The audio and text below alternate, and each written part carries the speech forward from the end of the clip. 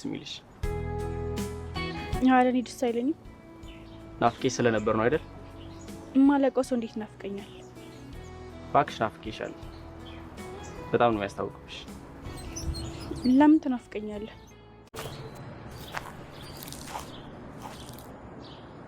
ጃኬቴን አመጣሽ? አዎ። ተይው፣ አሁን ወደ ሌላ ቦታ ነው የምሄደው።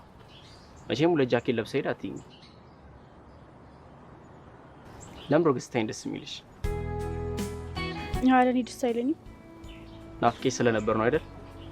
ማለቀው ሰው እንዴት ናፍቀኛል? እባክሽ ናፍቄሻለሁ። በጣም ነው ያስታውቅብሽ። ለምን ትናፍቀኛለህ? እስኪ ምሳቃሽን አሳይኝ። ለምን? በእኔ ናፍቆት የተነሳ ምግብ አልበላሽም አይደል? ለምን አትተወኝም? ላንቺ ብዬ እኮ ነው። በእኔ ናፍቆት ስትጎጂ ማየት ስለማልፈልግ ነው። እኔም መከተል አለማቆም ነው የሚጎዳኝ። መስሎሽ ነው? የምር መስሎሽ ነው? በእናትህ ለምን ተወኝ በቃ። ለምን ቡና እየጋበዝሽኝ አለ? ኧረ እባክህ አትሟዘዝ። ታዲያ አብረን እንሟዘዛ።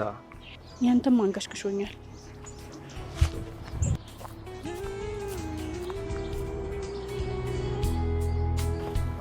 ነገ ስትናፋረቅ ያገኘሁሽ ቦታ ጃኬቴ እንድታመጪ።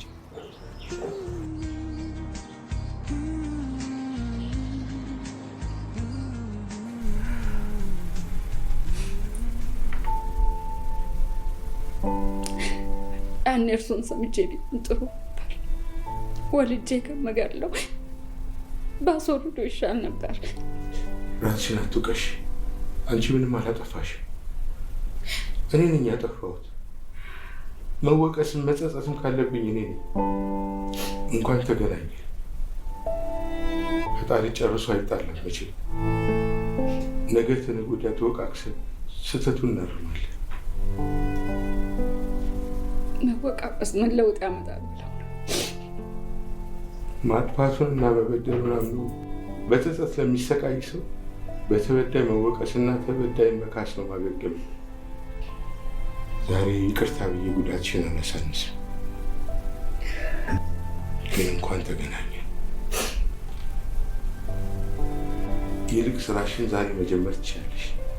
ልጆች የከረሙበት ቤት ስለሆነ እቃ ሁሉ ሳይዝግ አይቀርም።